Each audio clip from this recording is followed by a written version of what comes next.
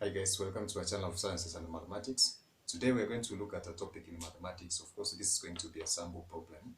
One of the topics that goes by the name vectors. Vectors are very important, especially when we're trying to talk about the concepts of work, power, and energy, especially in the topic of physics, the topics which of course entail a large part of the concept of physics. So in this case, we're going to look at the concept of vectors and try to see how a vector can be represented in a three-dimensional space, and try to see how some of the examples of this representation can be used in a set of problems. So for that case, thank you and welcome. So as I've said, today we're going to look at a problem set, but before we look at that, we shall look at some of the areas which will be necessary for us to understand before we tackle this kind of problem. So this is going to stem from the topic of vectors. And as we said, of course, some aspects that are related to work, energy, and power exploit the concept of vectors. And we talked about the difference between these two sets of quantities in one of our videos. So we said about the concept of scalars and vectors. And we said that for scalars, these are quantities that possess magnitude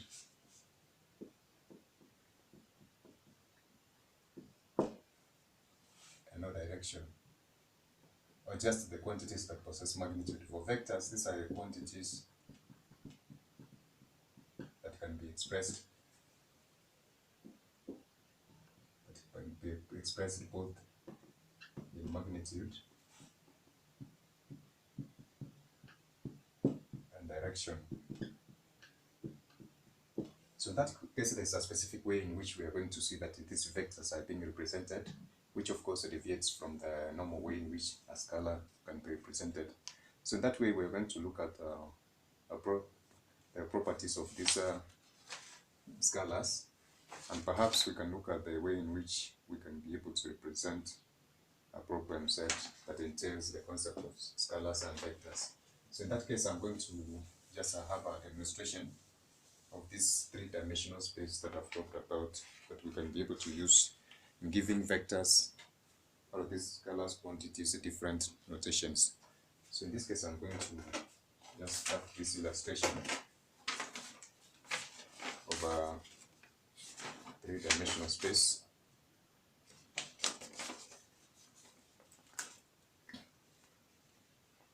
So that we can just be able to use it. So I'm just going to go with this. I have this. So from basic geometry, we talked about the concept of a point. And then this one developed the concept of a line, maybe a point A, and then the distance between point A and B, the shortest distance between point A and B. This one we defined it as a line. And then next we talked about the concept of an angle, or just a ray. We talked about the concept of a ray, which of course is a point AB, which extends infinitely to one direction. And then we said that this is a ray. And then we talked about the junction between two rays, maybe from a point of origin AB, which extend infinitely. So the junction between a ray form what we call an angle. So therefore, from the ray, then we can have an angle. And then from an angle, we can start having the two-dimensional figures, like the triangle, the rectangle, perhaps a circle, etc. If we look at this rectangle, of course, its length and width. And this is, of course, an area that describes a plane, which is, of course, maybe for this case, a two-dimensional space which runs infinitely on four directions. But for this confined space that I've just shaded, it can be regarded as a rectangle or a regular figure. So in this case, we have also three-dimensional objects, like of course I can draw a cuboid, a three-dimensional. Say basically it's a cube which has got length times length and length. For a rectangle, of course, let's just use that one for differentiating. So this is width length, and height.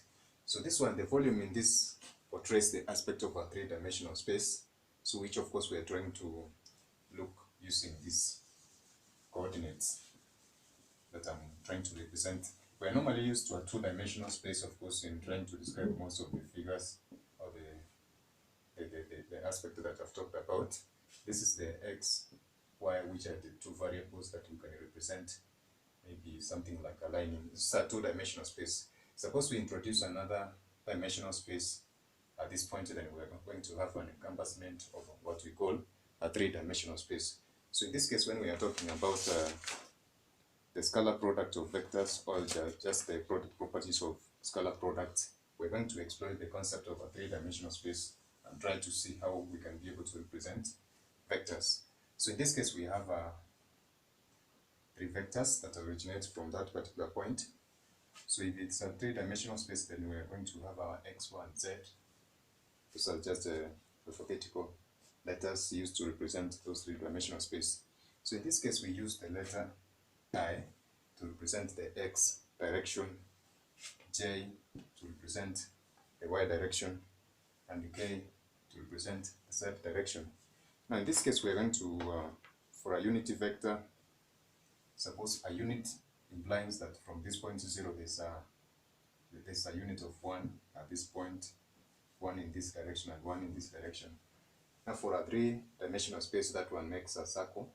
But in this case, we're going to have, for a unit, of course, which we have noted as 1, a movement of I, which is of course going to be 1. So therefore, for a three-dimensional space, we're going to have the properties of scalar products represented as such. Therefore, if this is a unity vector, then the product of I is going to give us the product of this is ij. So the product of I, just use this. The product of I and I is going to give us the product of j and j, which is going to give us the product of k. Okay, of course, 1 times 1 is just simply the same as 1, so it's going to give us that. But these vectors are representing using that particular symbols there, so we just put that notation over there. So if we try to multiply or find the product of vectors, which are, of course, are different, like I and j, or I and k, or j and k, this is going to give us a 0. So for properties of vectors, when we are trying to represent them in their components, or these three components, if of course the respective vectors are appearing with this particular components, then the product is going to be 0. So in this case, we're going to have properties that appear with this component, giving us a product of 1. So if two vectors, for instance, a and b, are expressed in their component form, then we'll have, okay, let's say we have vector A and B denoted as such, and therefore the components for vector A will be given as A in x direction, of course using that component, plus A in y direction. Of course, for y direction we represent it using J, this one here, and then plus A in z direction, which is represented by K. So in this case, of course, we're going to denote these vectors, as we said, using that symbol over there. So this is how we can represent or express a vector in its components. So therefore, respectively for P, we're going to have it as Bxi plus Byj, its component, plus Bz plus its component, which is K.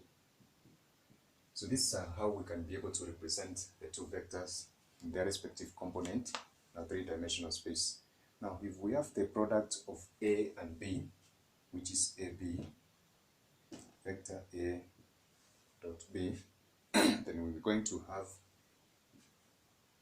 to multiply the respective components. This is a component of I, and then we say that a product of I and I is 1, K and K, 1, and then this is a I and I is 1. So if we multiply A and B and then we have these similar components, then it's just going to give us the product of A and B both in X direction plus the product of A and B in Y direction plus the product of A and B in Z direction, bearing in mind that these symbols have been, of course, simplified using this condition that we've given over there. So in that case, this is vectors, or this kind of multiplication have got a commutative property in a way that, now that we've talked about associative, commutative, and distributive properties for some of the aspects that we've talked in some of our videos, we went on in arithmetic calculations, the distributive, associative, and other cumulative properties that we're talking about. So for vectors that are represented for A and B, this one has got what we call a commutative property, in a sense that the product of A and B is going to be there. So this property is known as, this is it's commutative property. And then we are going to have another one, property number 2, in a sense that A, B plus C, this is known as a distributive handwriting. So distributive property. So in that case, that one refers that A can be able to be associated with those two which are inside those parentheses. So in this case, these are some of the properties of vectors that we have talked about. Now, a scalar product of two vectors, just like the one that we have given, is going to give us a scalar quantity. And we're going to see that particularly using an example,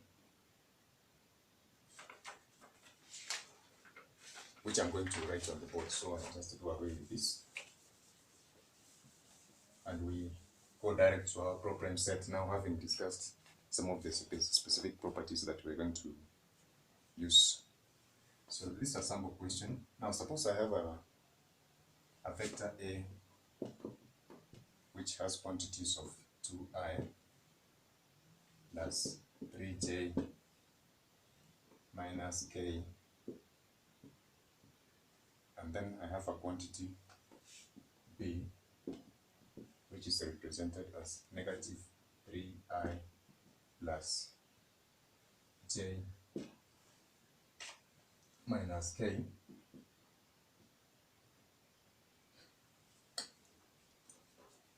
And then I'm required to find that product for the two vectors. So I'll just multiply the respective components, that is 2i and negative 3i, and then I have plus the second component 3j.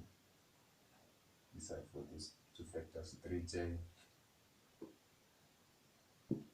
times j, and then I'm going to have the last component for k plus negative k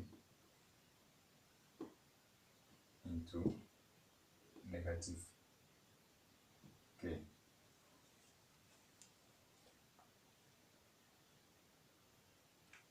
This is supposed to be 4k particular, so I just going to write 4k.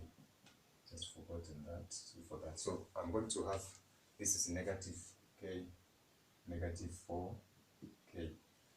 So in this case, this is how we work out a problem set of that kind. Now we're going to find, now bearing in mind that we are given a condition for this product for scalar quantity. So we have this is j is equals 1. So multiplying these components, similar components for unit vector is going to give us that one. So we have this one is going to be -6, and then plus 3, 9 minus is going to give us +4. So therefore the answer for that is going to be +1, bearing in mind that this is 7 minus 6, so it is a scalar quantity which is going to be +1. Now suppose we have a problem about a particle maybe moving in an xy direction which is undergoing displacement, and how can we be able to find how can we be able to describe that particle in terms of work done, maybe the magnitude of the displacement and etc. So I'm going to write a question here so that we can be able to solve it using the concepts that we have learned. So the problem set says a particle moving in an xy plane undergoes a displacement d, which is represented by 2I plus 4j meters at a constant force F, 5I plus 2j newtons. A, calculate the magnitude of the force. B, magnitude of displacement. And C, the work done. So in this case, of course, trying to find the magnitude of a vector is given as, for instance, if we have A as a component, and then therefore the magnitude of A is going to be given as such. Therefore, for a vector or a force F, the magnitude of F is going to be given as that one. And this can be found by finding the square, the root of the components, which of course describe that particular kind of force. So therefore, this is going to be the root of, for a force, 5I, the square of 5I plus the square of 2j, and then we find a root. And in this case, for a magnitude, it's going to be a positive value. Like for this, if still it was to be negative A, then the magnitude of that is going to be given as A, which is going to be a positive value. So therefore, as we said from that particular condition that we are given, for these vectors, this is going to give us A. So a square of these vectors is going to give us A respectively. So therefore, for this one is going to give us the root of 29, which is going to be 5.29. We are required to find the magnitude of the force. So therefore, this is going to be expressed in newtons. So we have the magnitude of force for our A represented as such, which is 5.29, the square of 29, which is 5.29 newtons. B, we are required to find the magnitude of displacement. So similarly, for displacement, which has been represented in that form, we're going to use the same strategy. So therefore, we shall write displacement, and therefore the magnitude of displacement is going to be the root of the quantities which are representing, or the components which are representing displacement for j. So this is a square for that. So this is going to give us the square. This is 4 plus 16, the root of 20, which can be expressed as 2, the root of 5. And this is the magnitude of displacement. So therefore, this is going to be 4.47 meters expressed in 2 decimal places. So this is the quantity that we have for the magnitude of displacement. And lastly, we are going to look at the work done. So for work done, we know that work is equals displacement, the force times the displacement. So the work done can be given as W, which is force times the displacement, which is going to give us force is represented by 5I plus 2J, and then times the displacement, which is 2I plus 4J.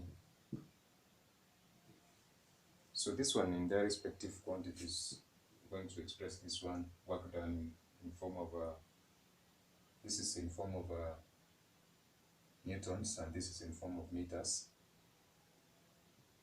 So therefore this is going to have the units of Newton meters. So I just do away with this.